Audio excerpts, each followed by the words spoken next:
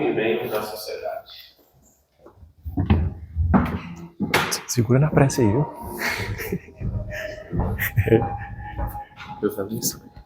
Liga lá no celular. Não, tá bom. Liga lá no celular.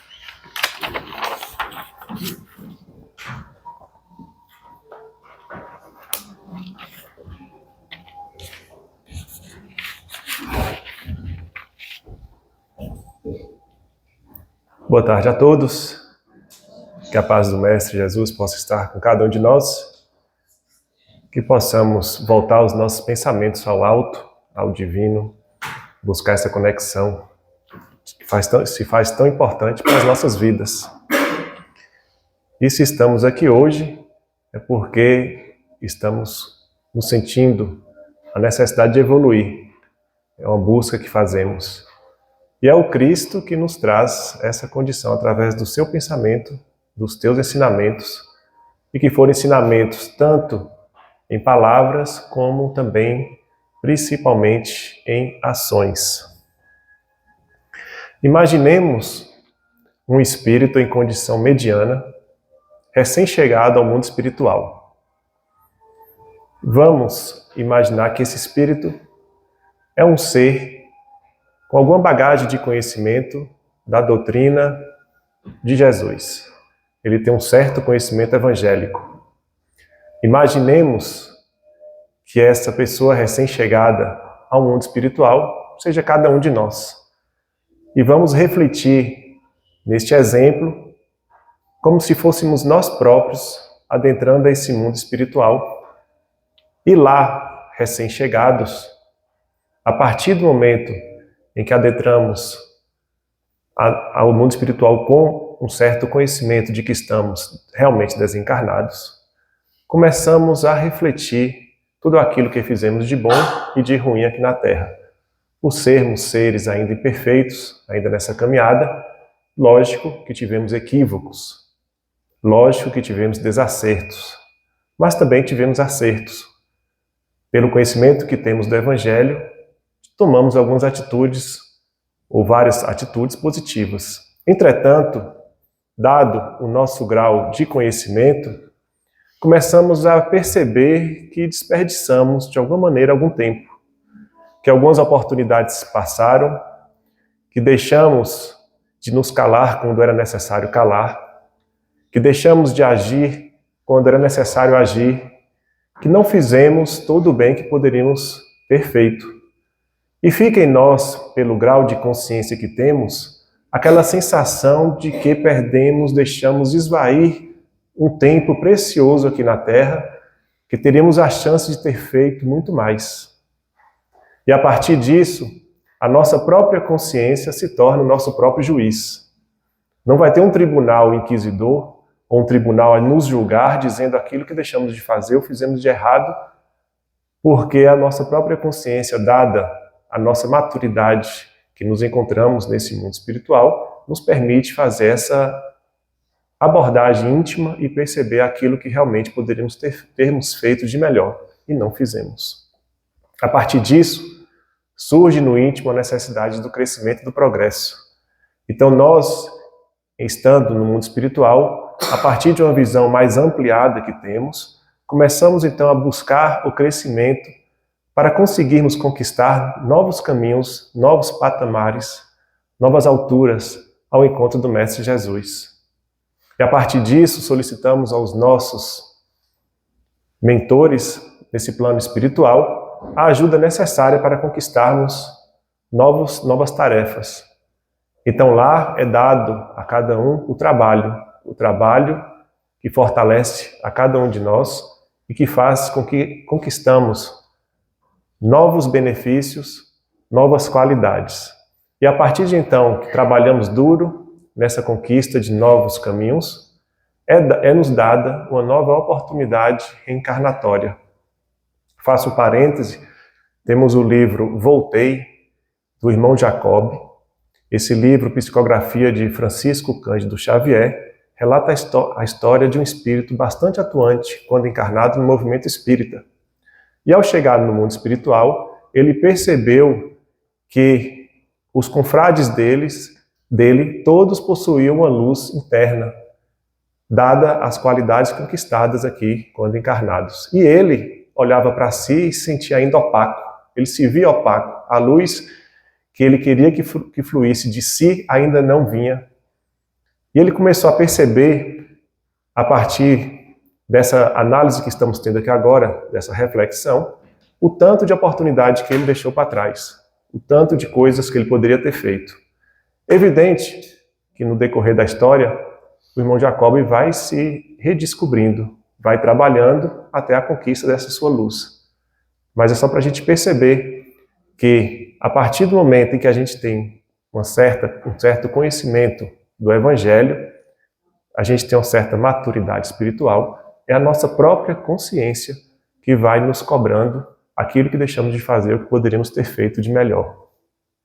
Pois então, nesse instante em que nos é dada a condição da reencarnação, e fazemos um outro parêntese, o processo reencarnatório requer o auxílio de muitos espíritos que trabalham para que a gente consiga chegar aqui no plano material da maneira como precisamos realmente passar nessa trajetória encarnatória. Então, as necessidades que precisamos ter para crescermos. É feito, então, claro que, evidente que a cada um a reencarnação é de forma específica e diferente. Nenhum ser encarna de maneira idêntica a outra pessoa. É como se fosse uma impressão digital, cada um tem a sua história. Mas, em linhas gerais, dado um determinado nível de progresso do espírito, existem modelos reencarnatórios que se assemelham no processo como é feita. Então, para seres que já têm um certo conhecimento, a reencarnação é dada com a participação do próprio sujeito que irá reencarnar. Então ele sente a necessidade de crescer e solicita aos mentores aquilo que ele precisa passar para adquirir determinada virtude. Então uma pessoa que de repente foi muito relapsa com relação ao dinheiro, que gastou muito e que aquele dinheiro, aquela fortuna fez ele falir, muitas vezes pela sua consciência ele pede aos mentores que venham no estado de completa miséria para que ele consiga vencer e aprender com as dificuldades que surgirem e assim ele se tornar um aprendiz e vencedor e sair dessa encarnação melhorado. Entretanto, os espíritos mentores, trabalhadores desse processo reencarnatório percebem que nós, no afã de crescer, pedimos muita coisa além da nossa capacidade de suportar. Então eles vão regulando as nossas necessidades para que consigamos sair vitoriosos quando aqui estivermos reencarnados. Então, toda encarnação que temos, nenhuma foi feita para levar à falência do ser, mas todas as encarnações são feitas para que o ser supere as suas dificuldades e saia daqui vitorioso. Deus não coloca, como o mestre disse, nenhum fardo do qual não consigamos carregar. Todos nós temos a capacidade de suportar as dificuldades que surgem em nossas vidas, seja quais dificuldades forem. E assim, depois de todo o processo para discutir como será a vida, a próxima vida na reencarnação na Terra, conseguimos então um espaço e nascemos, reencarnamos. E aí é o primeiro ponto de reflexão dessa tarde. Será que damos o devido valor à vida que temos? Será que sabemos que por trás de toda a situação em que estamos aqui vivendo, tiveram-se várias lutas, várias batalhas, tanto nossas quanto de outros seres amigos, para que pudéssemos estar aqui hoje? Será que valorizamos então esse exato momento?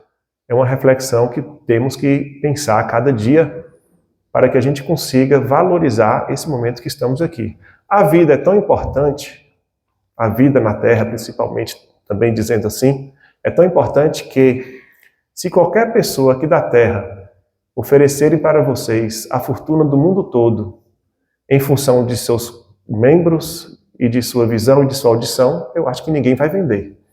Isso mostra que a vida não tem valor material, não tem valor monetário que compre a vida. Então nós temos o maior bem, e se tratando de matéria aqui na Terra, que é a nossa própria vida orgânica. Ela é um valor inestimável. Devemos valorizar cada detalhe, cada momento, cada oportunidade. Essa fica a primeira reflexão. A segunda reflexão que a gente já pode seguir é que, quando reencarnamos em uma família. Outra pergunta, será que valorizamos a atual família que estamos? Ou reclamamos, ou fazemos dela como se fosse um local de suplício, de dor? Ah, porque eu não sou o mais querido da minha família, ou porque os meus entes familiares não são aqueles que eu gostaria de ter como parentes, ou como pais, ou como irmãos, ou filhos, etc. Outro ponto de refletir, por quê? Naquele processo citado anteriormente da reencarnação, é colocado o ser na família exatamente que é necessária para o seu crescimento.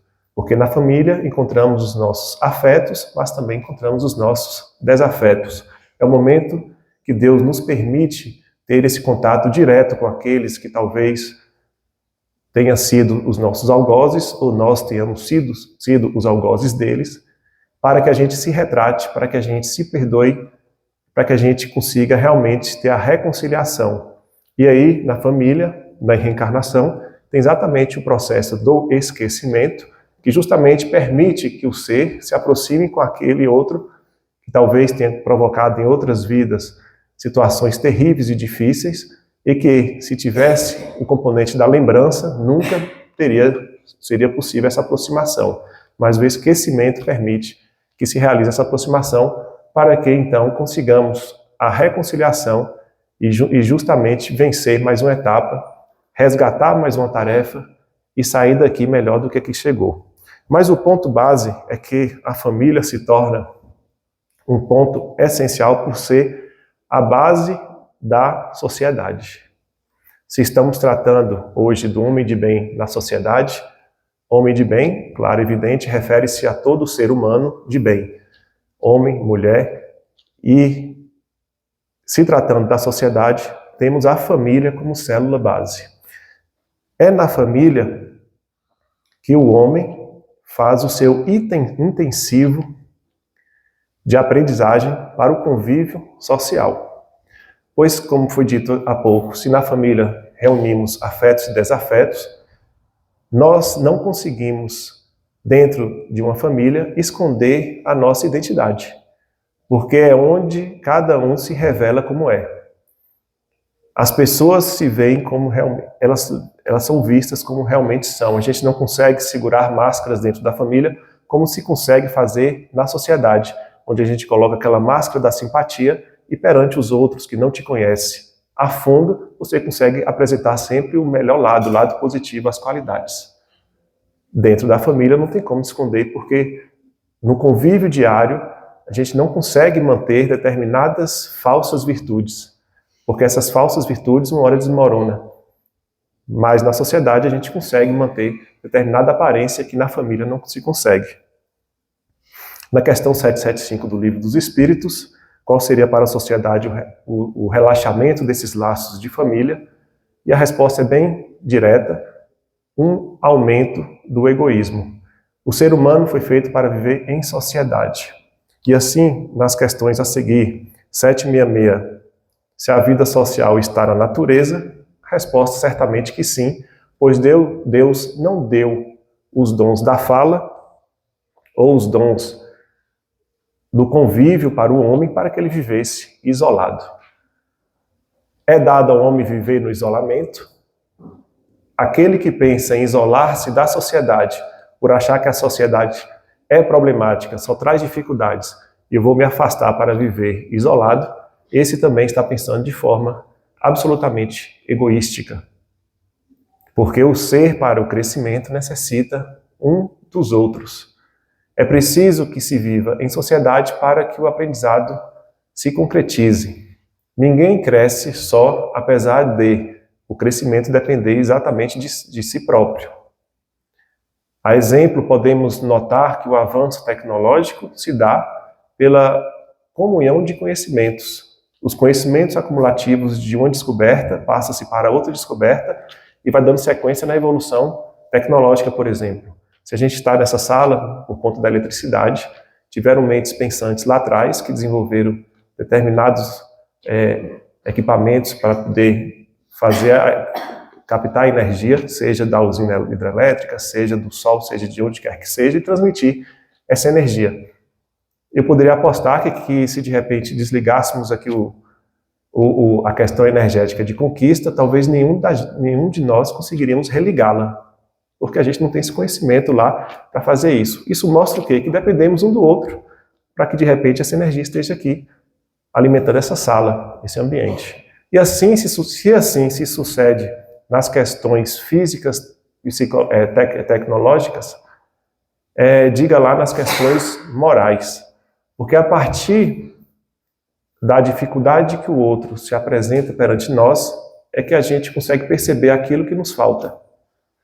Então, uma pessoa que é extremamente agitada ou injusta e vem ter conosco uma convivência, exigirá de nós determinados tipos de sentimentos para que a gente consiga lidar com a situação de maneira serena. Porque se a gente não tiver dentro de nós uma conquista dessas questões morais, trataremos aquela pessoa que vem de forma agressiva para conosco da mesma moeda, de forma agressiva para com ela também.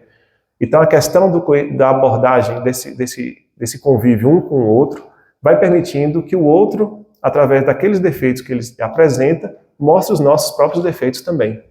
Porque se ele age com a gente de forma impaciente e eu sou impaciente, vou retribuir do mesmo jeito.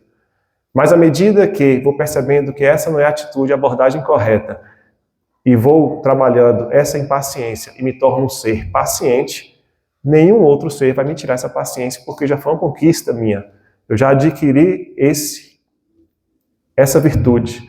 E assim, nesse convívio com os outros, vamos elaborando, vamos crescendo, vamos trabalhando o nosso próprio eu para a conquista de novos elementos morais.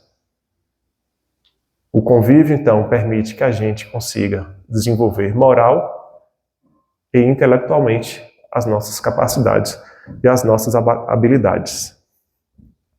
Quando se trata de família como a base para a expansão da sociedade, temos uma passagem interessante em Mateus, capítulo 12, versículos de 46 a 50, que diz o seguinte: E falando ele ainda à multidão, eis que estavam fora sua mãe e seus irmãos, pretendendo falar-lhe. E disse-lhe alguém: Eis que estão ali fora tua mãe e teus irmãos, que querem falar-te.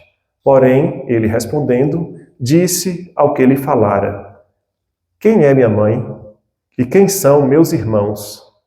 E estendendo a sua mão para os seus discípulos, disse: Eis aqui minha mãe e meus irmãos. Porque qualquer que fizer a vontade de meu Pai que está nos céus, este é meu irmão, irmã e mãe. Para uma pessoa incauta, achará que Jesus está contra a família.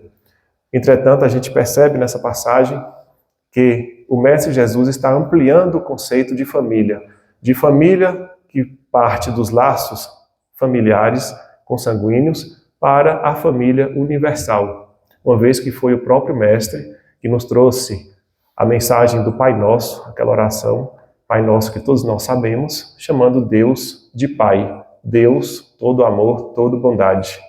E uma vez que Deus é nosso Pai, evidentemente Jesus nos considera a todos como irmãos, filhos de um único Pai. Então Jesus, nessa passagem, quer expandir o conceito de família, dizendo que todos nós teremos como a sociedade a nossa própria família. E a partir disso, é que se ficamos presos nos conceitos materialistas, ou se não expandimos a nossa visão, vamos sempre entender que família é apenas aquele chegado, aquele que, dos laços familiares, dos laços sanguíneos, serão apenas esses os considerados família. E percebamos que, no judaísmo, o próximo não eram a todos. O próximo que os judeus da época consideravam como próximo era aquele que professava a mesma ideia. E foi o próprio Mestre que ampliou essa visão de próximo, estendendo para toda a humanidade. Então, da mesma maneira, temos que ir nos livrando pouco a pouco dessa ideia de que só devemos amar a quem nos ama. E devemos estender esse sentimento a toda a humanidade. É um processo, uma caminhada longa, mas que precisa ser dado o primeiro passo. Então, se a pessoa aborda a vida em sociedade, essa vida, as relações sociais, numa perspectiva material, qual sentido tem de eu estender esse meu sentimento para um terceiro, para uma pessoa que está no outro lado do mundo, para uma pessoa que me trata mal, e assim sucessivamente? Qual o sentido que teria a sociedade apenas nessa visão materialista? Uma vez que, na visão materialista, se eu irei encerrar minha vida com a finalização do meu corpo, qual o sentido que teria eu fazer o bem? Então, o sentido para o materialista, óbvio, será o acúmulo de riquezas e de bem-estar para si próprio, e talvez expandindo para aqueles que ele tem uma situação de mais proximidade. Fora isso, não faz sentido nenhum para o materialista, entre aspas, perder seu tempo auxiliando a um terceiro, uma pessoa que ele não conhece. Portanto, o Evangelho do Mestre, do Senhor Jesus Cristo, se torna um guia seguro para a gente entender a vida e a convivência em sociedade. E aí vamos agora para outra pergunta, que hoje é a tarde de reflexão. Como estamos nos comportando na sociedade? Qual o comportamento que eu tenho? Qual o comportamento que eu esperaria de mim? O que eu penso, o que é viver em sociedade? Vamos então ficando com essas reflexões para que a gente saia daqui hoje um pouquinho mais consciente daquilo que devamos fazer de acordo com o que o Evangelho nos ensina. Em se tratando de vivência evangélica, eu tenho falado sempre, nas oportunidades que tenho de falar, que para a gente compreender o Evangelho é preciso seguir os passos que Alcione nos explica no livro Renúncia. É preciso que a gente passe por 4 caminhos para o completo conhecimento do Evangelho e entendimento do Evangelho, que é o processo de conhecer o Evangelho.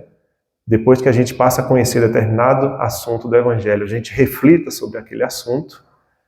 Uma vez refletido esse assunto, a gente passa para o campo do sentimento e, posteriormente, sentindo a palavra, sentindo aquilo que a gente refletiu, a gente passa para o campo da vivência, da ação. A gente tem que ficar atento a essas questões, porque muitas vezes a gente para no campo do conhecimento. Eu sei, mas e aí? O que eu faço com isso? E nesse acúmulo de conhecimento, a gente acaba não avançando. E aí chega lá no mundo espiritual, ao momento do desenlace, do desencarne, por termos certa consciência, de sabermos o que deveríamos ter sido, o que deveria ter sido feito e não foi feito, porque a gente tinha simplesmente o conhecimento, mas a gente não partiu para as outras etapas ao ponto de chegarmos na vivência evangélica. Então é importante que a gente tenha isso em mente, pois em cada novo conhecimento que a gente adquira a respeito do Evangelho de Jesus, a gente consiga refazer as reflexões necessárias para colocarmos em prática isso tudo que a gente aprendeu, porque senão ficarão apenas palavras vazias, soltas ao vento. Entretanto, tem uma frase que a gente sempre escuta: há muito que é dado, muito será cobrado. Evidente que se eu sei e não faço, eu tenho mais culpa por não fazer do que uma pessoa que desconhece. Ah, mas então é importante eu ficar sem conhecer? Se você quiser a felicidade dos brutos, sim. É aquela felicidade do ignorante, que não sabe de nada e acha que é feliz por aquele pouco que consegue. Mas aquele que busca o conhecimento vai ampliando e vai aperfeiçoando, não só intelectualmente, mas moralmente, porque a felicidade dos anjos vai ser muito mais ampla do que a felicidade dos brutos, evidentemente. Uma frase que me chamou a atenção de um texto de Ana Rosa Sabatini, espírito que manifesta em várias mensagens aqui nesta casa, ela falou no título do texto, O Verdadeiro Discípulo de Jesus, mensagem de 26 de fevereiro, uma frase nos chamou a atenção. Viver o Evangelho não é uma utopia. Porque muitos consideram que o Evangelho é algo para ser lido, para ser entendido, mas não para ser vivenciado, pelo menos nesse instante, porque eu não tenho ainda a capacidade de viver aquilo que Jesus pregou. Mas o Evangelho não é para ser simplesmente entendido como algo inalcançável, pois não é. Se assim fosse, Jesus nem precisaria ter encarnado na Terra e passado por todas as dificuldades que ele passou no sentido material, para nos dar o exemplo de que tudo que ele falou era possível ser feito. Então o próprio Mestre deixou o exemplo de que poderia ser feito. Ele não simplesmente falou. Ele não veio em forma de espírito e disse para você fazer assim, sem ele sentir as dores do qual ele passou vindo encarnado na carne. Então ele sentiu exatamente o que a gente sentia enquanto corpo encarnado. Então ele demonstrou exatamente como fazer. Ele foi um mestre de palavra e de ação.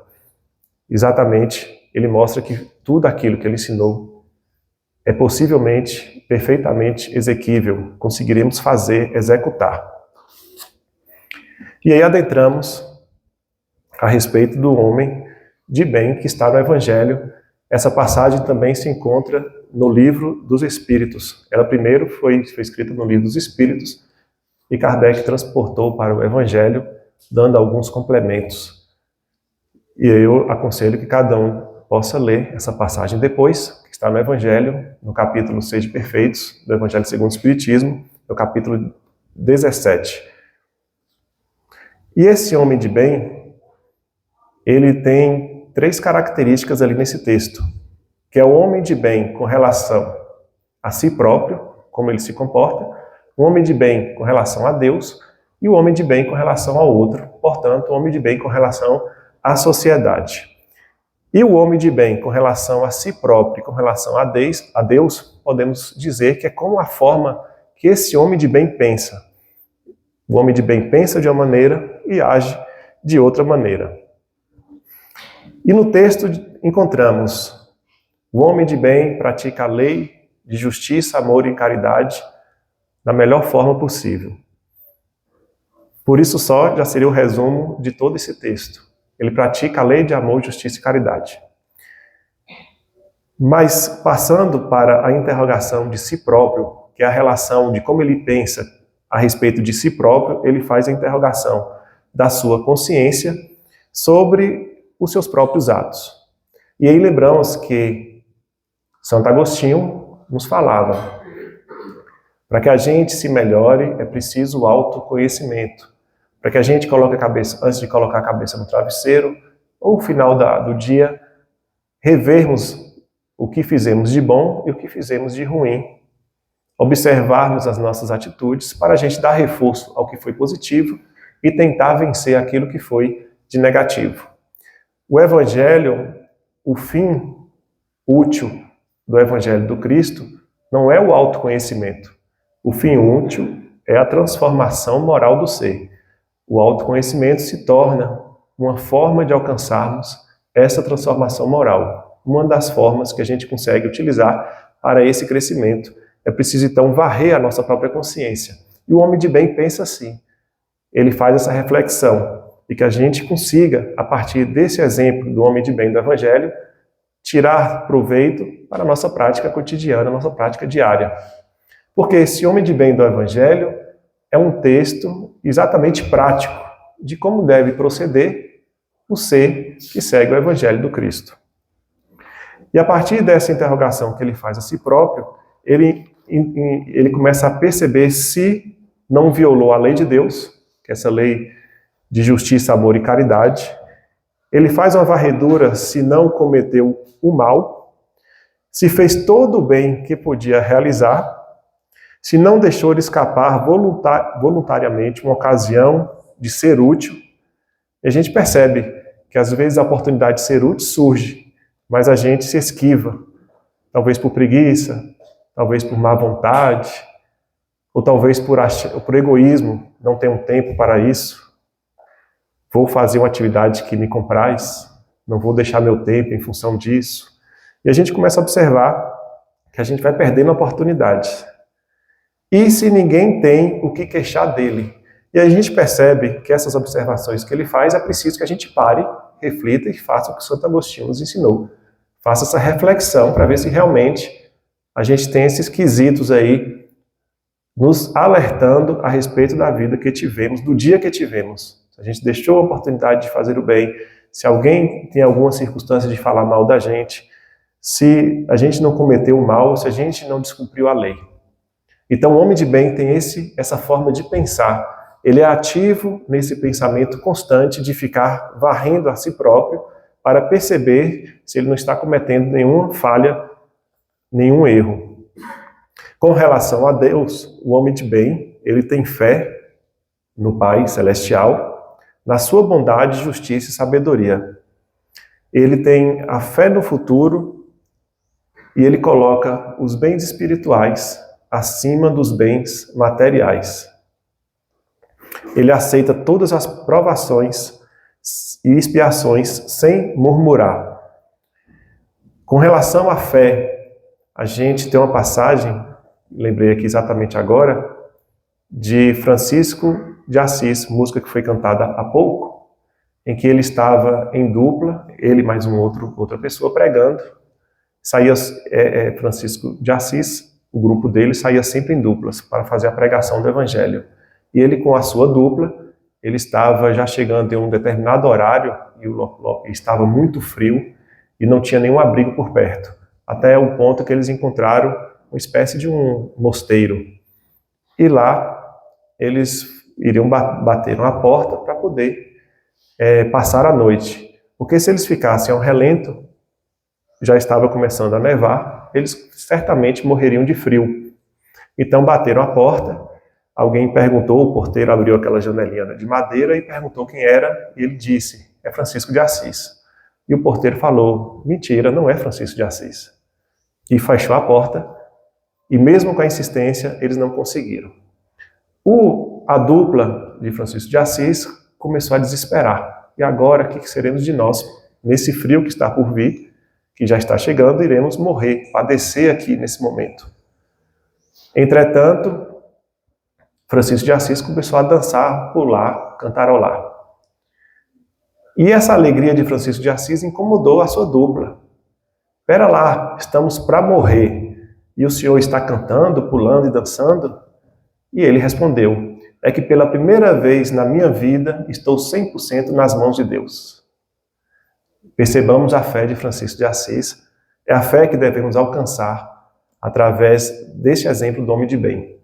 Essa fé pujante que não deixa dúvidas. E o resultado final da história é que por ele começar a cantar e cantarolar, alguém escutou a voz dele, uma pessoa que o conhecia, mandou abrir e eles entraram para passar a noite nesse mosteiro. Então a gente percebe como a fé em Deus foi inabalável nesse sentido. E um ponto importante com relação a essa parte, não dá para a gente destrinchar item por item, mas a gente vai pegando aqui os principais. Com relação a aceitar as provas, que é bem no contexto que a gente falou aqui no início. Estamos na situação correta que nos foi permitido estar. Estamos no momento certo, estamos na sociedade certa, na família certa. Toda essa conjuntura é a correta para que a gente se desenvolva. E foi feito um trabalho para que a gente estivesse aqui nesse momento. Existe um trabalho não só nossa individualidade, mas existe um trabalho de espíritos amigos que nos colocam nessa posição. Então devemos ser gratos pela condição que temos e aproveitar essa oportunidade em benefício de nós próprios, fazendo benefício ao próximo. Beneficiando o próximo, fazendo bem, a gente vai angariando forças para nós próprios. E aproveitando essa oportunidade que temos de não murmurar, de não reclamar, porque se a gente reclama da atual situação em que se encontra, é sinal de que a gente está dizendo que Deus errou conosco. Se eu estou sofrendo, não era para eu estar sofrendo. É o pensamento do egoísta. Então, hipoteticamente, Deus errou. Eu estou na condição que não deveria estar. Mas será que Deus errou? Qual é mais fácil? Você ter errado ou Deus ter errado? Bora colocar um pouco de lógica nos nossos raciocínios para que a gente, através da razão, consiga avançar ao lado da emoção. Então, se estamos na condição que deveríamos estar, a responsabilidade é toda nossa. Mas não estamos sós. Pela fé em Deus, a gente consegue aurir forças, intuição da espiritualidade amiga, para a gente suportar determinada prova e até mesmo receber as intuições necessárias para a gente solucionar determinado problema. É nesse sentido que funciona. E se o homem de bem pensa dessa maneira com relação a si próprio e pensa com relação a Deus, ele tem essa fé forte, ele aceita as provas sem murmurar, a partir desse entendimento que ele tem das leis divinas, ele parte para a ação. E como ele age? Faz o bem pelo bem. E esse bem que ele faz, ele se satisfaz com o bem que ele faz. Não é um bem forçado. É um bem que nasce do seu coração e a partir desse momento que ele está realizando, praticando o bem, ele se compraz com isso. Ele se sente preenchido com esse bem que ele faz. E a gente pode olhar para trás e perceber algumas atitudes boas que fizemos e como foi valorosa aquela ação. Como a gente se sentiu bem em perceber que a outra pessoa foi beneficiada por algo que a gente pôde contribuir. Com certeza, se rememorarmos, perceberemos que temos determinadas ações nesse sentido. Mas se a gente coloca esses tipos de ações no constante de nossas vidas, imaginemos que teremos o bem a todo instante, indo e voltando. Porque todo bem que se faz, ele acaba retornando. Mas não é no sentido de fazermos o bem procurando o nosso próprio benefício. Não é isso. Mas é uma consequência natural. Porque o bem que eu faço, eu acabo ganhando aquele sentimento tão bom dentro de mim, que eu acabo me completando com isso. É nesse sentido. E o homem de bem é benevolente para com todos. Ele não mede a quem se fará o bem. Ele faz o bem para com todas as pessoas. O homem de bem respeita as ideias alheias. Ele não lança anátema contra as ideias alheias. Então, se aquela pessoa fala mal ou pensa diferente daquilo que eu penso, não é pelo fato dela pensar diferente que eu irei condená-la por isso. Eu tenho que aceitar a ideia dos outros. Eu tenho as minhas ideias, você tem as suas, e temos que respeitar as ideias antagônicas. O homem de bem age dessa maneira. E ele tem a caridade como seu guia. Aquela frase de Jesus, que a gente encontra nos evangelhos, que Jesus, eu sou o caminho, a verdade e a vida. Emmanuel comenta essa passagem e nos fala o seguinte: essa verdade que Jesus nos disse, eu sou a verdade, ela está pautada exatamente no bem que se faz ao outro. O que é a verdade nesse sentido? O bem. A verdade é exatamente o bem. Então, quando a gente encontra a passagem que tem no próprio Evangelho, que Kardec cunhou, fora da caridade não há salvação, essa salvação é de forma alegórica e nos trata de que só fazendo bem, é através das atitudes benéficas que conquistaremos a nossa própria elevação moral. Essa salvação não é salvação de outrem, é salvação de nós mesmos, das nossas falhas, dos nossos defeitos, dos nossos vícios, do egoísmo, do orgulho, porque caridade é completamente contrária ao orgulho. Não existe um ser orgulhoso e caridoso. À medida que você vai fazendo a caridade, você vai apagando dentro de si o orgulho e o egoísmo. Você vai apagando esses vícios que são os vícios que prejudicam a humanidade como um todo, são as chagas da humanidade. Ele perdoa e é indulgente. E aí a gente começa a perceber que, casando com a pergunta que é feita no Livro dos Espíritos, qual é o verdadeiro sentido da palavra caridade, como a entendia Jesus, os Espíritos nos respondem que benevolência para com todos, o homem de bem é. Indulgência para as imperfeições alheias, o homem de bem também é.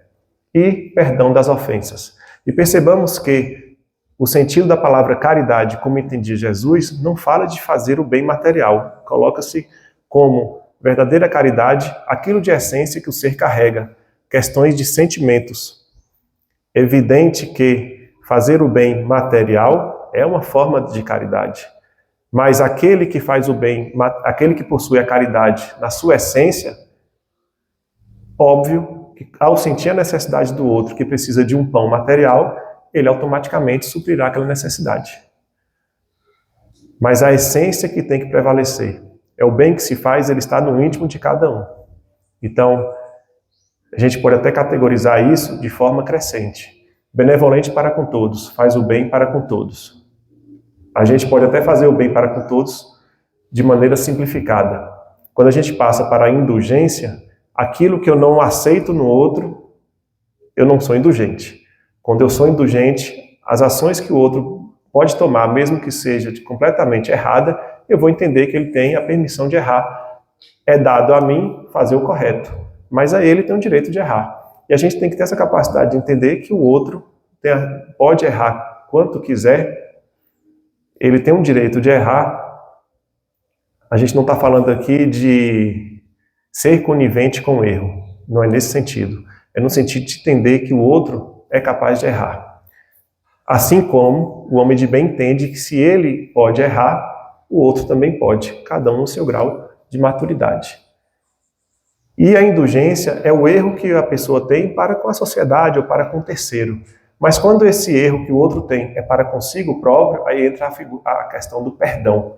E o perdão talvez seja um dos sentimentos mais difíceis que a humanidade possa adquirir, porque requer exatamente você vencer o seu orgulho, o seu egoísmo, fazer essa luta íntima para poder usar da indulgência para com o outro e finalmente perdoar. É uma tarefa que o homem de bem carrega consigo e que devemos utilizar na vivência evangélica.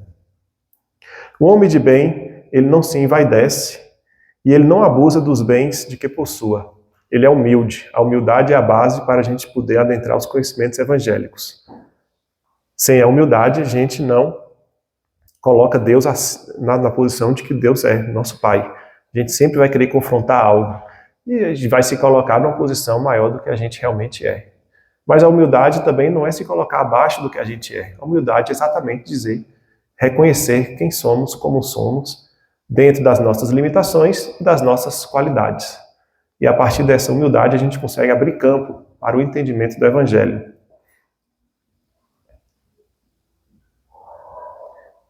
E os bens não devem ser...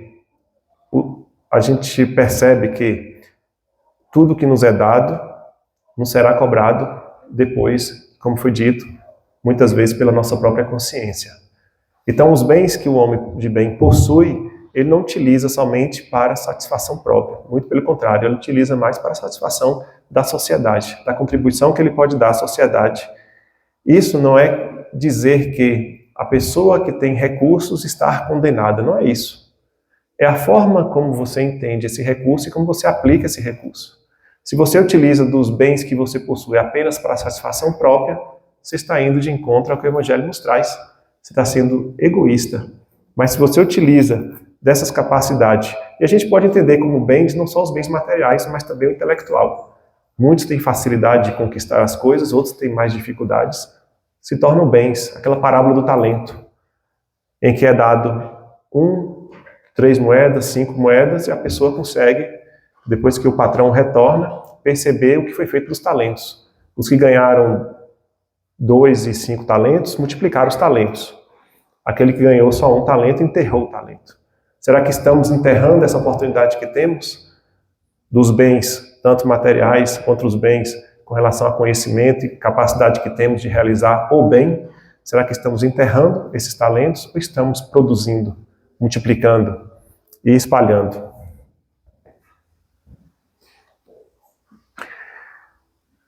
Quando o homem de bem está numa situação em que ele está numa condição de autoridade, ele usa essa autoridade para erguer o outro. Quando ele está numa condição de subordinado, ele segue as suas tarefas, os seus deveres de forma cuidadosa. Então, numa condição de chefe, ele vai tratar os seus subordinados de maneira que, se colocando no lugar do outro, como ele gostaria de ser tratado. E assim ele faz com que aquele outro cresça. Nunca em posição de impor alguma atitude que faça aquela pessoa se sentir humilhada. Essa é a tarefa do homem de bem quando está numa posição de autoridade. Mas quando ele está na posição de subordinado, ele vai fazer as suas tarefas mesmo que aquele chefe dele execute de maneira errada ou mande fazer de maneira errada, ele vai executar da maneira correta. De repente, se ele percebe que seu chefe é uma pessoa que não está nem aí para a empresa, um exemplo, se tratando de uma empresa, o homem de bem não é pelo fato de ter o exemplo negativo do seu chefe, que vai seguir no mesmo caminho dele e fazer, de repente, corpo mole em determinada ação. Ele vai fazer a tarefa dele, como ele foi contratado para fazer. Essa é uma postura digna daquele que segue o Evangelho. E para deixar vocês mais tranquilos, o homem de bem é um ser imperfeito, não é um ser perfeito. Isso quer dizer o quê? Que todos nós podemos alcançar essa capacidade de fazer o máximo que está ao nosso alcance e nos tornarmos verdadeiros homens de bem. Porque ele estuda as suas próprias imperfeições e procura corrigi-las. Então, o homem de bem é um ser perfeitamente alcançável para os nossos padrões de vida. E aí eu faço a pergunta para uma outra reflexão. É alcançável, então, sermos homens de bem ou está algo distante? Será que conseguimos realizar essas qualidades que foram relatadas aqui? Será que a gente consegue executar no nosso dia a dia? Será que a gente consegue realmente se tornar homens de bens? Será que somos homens de bem? Eu me considero um homem de bem hoje, atualmente? Eu estou seguindo determinados padrões? Eu faço mais o bem? Quando eu erro, eu percebo que eu errei e vou buscar corrigir? São questões que a gente deve fazer constantemente para que a gente consiga melhorar. Porque se a gente não para refletir a respeito, a gente vai ficar num ponto cego em que nada nos chama a atenção e a gente fica estagnado. Mas quando a gente começa a refletir daquilo que Alcione disse a respeito das palavras do Evangelho, para a gente refletir aquilo que foi dito, e começa a fazer essa reflexão com parâmetro, usando as nossas próprias ações, aquilo que fizemos, etc., aí realmente começamos a nos incomodar com determinadas atitudes erradas que tomamos e começamos a reforçar as atitudes positivas. É o caminho que a gente tem para seguir. Muitos podem falar o seguinte: é impossível ser homem de bem. Porque ser como Jesus é muito difícil. Jesus era um ser perfeito. Entretanto, olha como o mestre é sábio. Ele convidou para o seu apostolado 12 apóstolos imperfeitos. E todos eles fizeram maravilhas com relação ao bem. Eles aprenderam.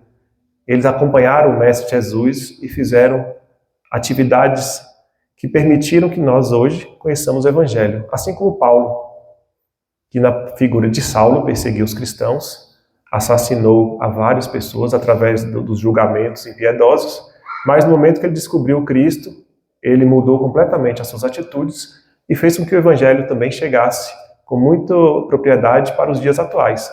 Dado a Paulo a sua divulgação evangélica, hoje temos esse conhecimento, porque ele fez essa divulgação, mas ele é um ser imperfeito. Mas Paulo está muito difícil ser. Jesus mandou, por exemplo, Maria Teresa, para o nosso conhecimento, nos enviou Irmã Dulce. Mas é muito difícil ser Irmã Dulce. Enviou Chico Xavier. É muito difícil também ser Chico Xavier. Nos enviou Divaldo Franco. Não, mas Divaldo Franco fez uma obra imensa. Eu não consigo fazer ter o esforço que Divaldo Franco teve. Ele é um ser avançado. Mas olha só como Jesus, como Deus é perfeito. Ele nos mandou uma vozinha que a gente tem, que reúne a família. Mandou um irmão, que seria a força da família, que resolve tudo. Ele mandou uma tia, ou mandou um amigo. Então a gente tem na nossa sociedade vários exemplos de pessoas de bem que a gente pode se espelhar e perceber que com todas as falhas que elas possuam, o bem sobressai. São pessoas em que a gente olha e fala: eu só consigo ver bem nessa pessoa, por mais imperfeita que ela seja. Então a gente tem espelhos que a gente pode seguir a todo instante. Nos é dado exemplos de pessoas que são pessoas como a gente, carne como a gente, sofre como a gente, mas tem atitudes diferentes. Porque elas podem ou não possam. Então a gente pode seguir esse caminho que Deus nos permite e nos oferta para que a gente tenha, então, esses referenciais para a gente se tornar pessoas melhores. E essa dificuldade que a gente pode enfrentar ao percorrer esse caminho de nos tornarmos homens de bem, está num ponto em que a gente utiliza do desculpismo, desculpa para tudo, não vou fazer por causa disso, não vou fazer por causa daquilo, e a gente começa a criar diversas barreiras, criar mesmo, porque não existem barreiras, a gente cria essas barreiras para inventar desculpas para não fazer determinada coisa. E às vezes também a gente foge das responsabilidades. A gente usa desse subterfúgio da fuga para poder não assumir determinada responsabilidade e vai empurrando determinadas questões para debaixo do tapete, como diz o ditado, e não agindo. A gente deve ter, por exemplo, um cuidado em que, principalmente o mentor do trabalho da casa fala muito, um cuidado que a gente deve ter. Passar 10, 15, 20, 30 anos em contato com o Evangelho, seja na doutrina espírita, seja em qualquer religião, e se manter os mesmos, não modificar. Ter 20, 30 anos de contato com a mensagem da Boa Nova, que é uma mensagem inspirada, que nos inspira, que nos transforma, que tem essa capacidade de nos transformar para muito melhor, e deixar passar, e ficar apenas no nível conhecimento, e não aprofundar para a verdadeira função, que é da transformação moral. Outro ponto para que a gente alcance essa perspectiva do homem de bem, de agir como um homem de bem, é cuidar dos nossos próprios pensamentos. A mudança do pensamento é essencial para que a gente consiga vencer as nossas próprias dificuldades. O pensamento, ele vem de vez, a gente não para de pensar. É o tempo todo o pensamento vindo, e à medida que o pensamento se torna de maneira negativa, a gente tem que ter o esforço para fazer esse pensamento virar positivo. A gente tem o recurso da oração, a gente tem o recurso da meditação, temos a opção de colocar uma música boa. Então, cada vez que o pensamento vier de maneira negativa, busquemos sempre mudar esse percurso de negatividade para percurso positivo. E o pensamento, a gente não faz ideia da força que ele tem. Como diz Emmanuel, no livro Pensamento e Vida, a mente é o espelho da vida em toda parte. A gente reflete e é refletido pelos pensamentos. Pensamento constrói, pensamento é força. Voltando ao exemplo aqui da energia elétrica dessa sala, para que essa energia elétrica esteja aqui hoje, foi-se necessário alguém que pensou como poderia fazer para essa energia circular, e hoje estamos aqui. Para essa casa estar de pé, necessário foi um pensamento antecedente à ação de construção. Mas para a gente aqui encarnado, o pensamento requer mãos para operar a materialização daquilo que foi pensado. Para os espíritos, o que se é pensado já é automaticamente materializado. Todos nós que pensamos, ao redor de nós, temos uma psicosfera de pensamentos. Se nós pensamos positivo, essa psicosfera vai estar positiva.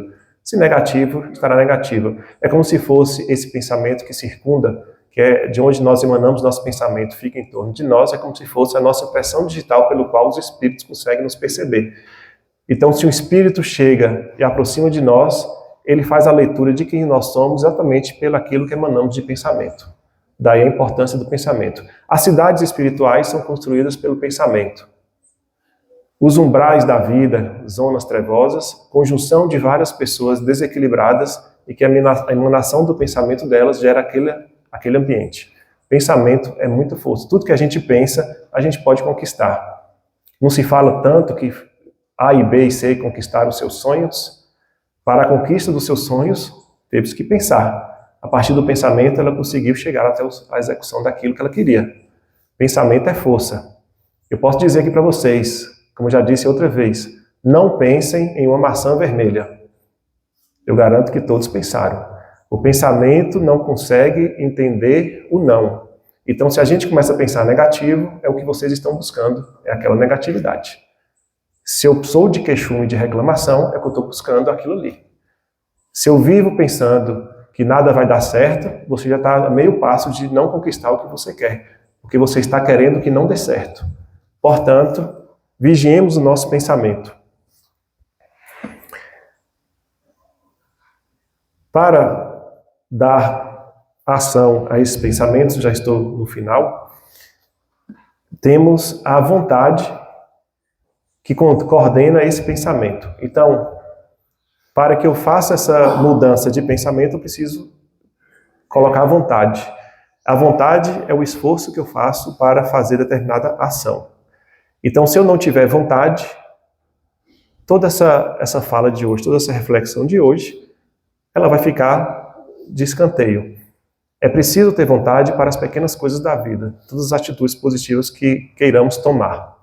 Que lembremos, o bem é sempre ação positiva. O mal não é um antagonismo do bem. O mal é simplesmente a falta do bem. A ausência do bem já se torna mal. Se eu parar e não fizer nada em benefício de nada, simplesmente falar que eu não vou fazer nada, isso por si só já é um mal. Então o bem requer ação. E para isso é preciso a vontade. Está no Livro dos Espíritos, como Deus criou o universo? Resposta, pela sua vontade. Olha o poder da vontade. Devemos então ficar atentos a isso.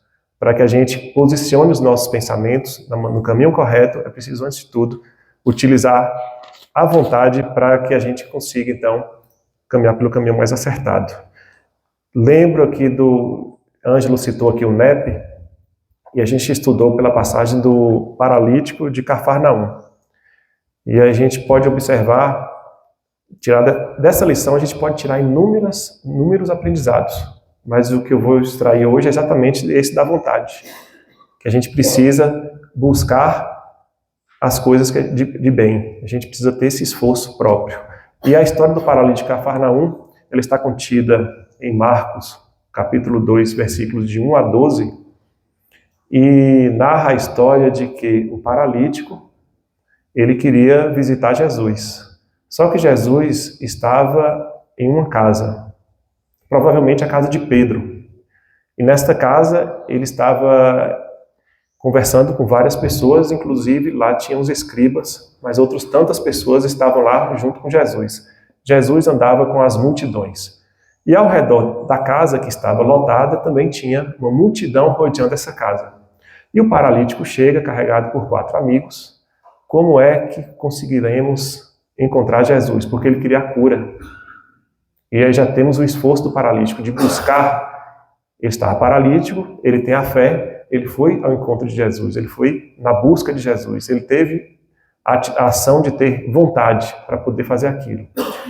Mas ele precisou de 4 amigos para auxiliar. Talvez muitos, quando chegassem nessa situação, carregado por uma cama improvisada e visse a multidão à porta da casa, o acesso difícil até para as pessoas saudáveis, imagine para um paralítico, muitos virariam as costas e iriam embora, desistindo da tarefa. Mas eles tiveram ideia, vamos rodear, vamos subir pelo telhado da casa, abrir um buraco e descer o paralítico por uma corda. E assim fizeram. Então acharam um caminho. Subiram ao telhado da casa. Naquele tempo a casa era feita com umas ripas de madeira, palha, barro. Então a partir disso, era como se fosse uma laje seca. Eles cavaram, fizeram um buraco no telhado da casa e desceram o paralítico por umas cordas diretamente aos pés do Mestre Jesus. O Mestre Jesus, então, olha para o paralítico e fala: seus pecados estão perdoados. E assim estavam os escribas arrazoando entre si, ou seja, discutindo de acordo como era a lei, nua e crua, e falaram: mas quem ele pensa que pode perdoar pecados, se quem perdoa pecados pode ser somente a Deus? E Jesus, então, entendendo a malícia daquelas pessoas, os escribas, falou: é mais fácil dizer seus pecados estão perdoados ou dizer levanta, pega a sua cama e ande? Pois então eu digo, levanta-te, pegue tua cama e ande. E todos ficaram então boquiabertos com aquela situação. E aí dessa história a gente tira para o momento de agora. Exatamente a vontade que devemos ter para conquistarmos aquilo de bom que precisamos conquistar e que a gente sempre vai contar com amigos. Nunca estaremos sós, porque sempre temos Deus, temos nosso anjo da guarda, temos a espiritualidade amiga que nos auxilia.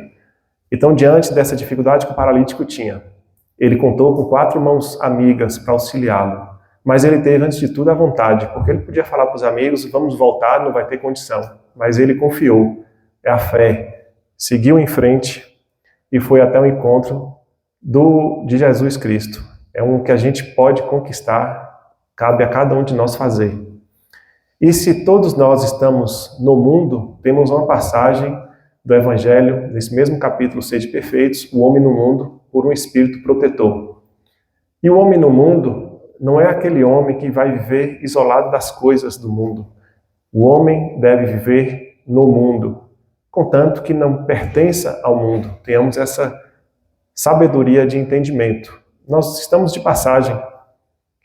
E o homem no mundo não deve viver simplesmente como se fosse esquecer a sua realidade ao redor para poder ter a conexão com Deus. A conexão com Deus não precisa de você estar alheia à sociedade. Não.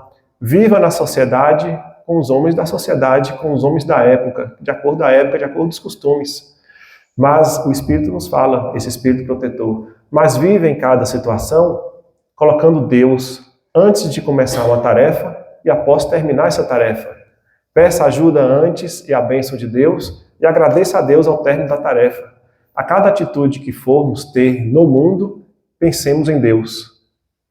Tenhamos esse entendimento de quão importante é Deus em nossas vidas. E assim vamos fazer as tarefas de maneira sempre a ser abençoado por Ele.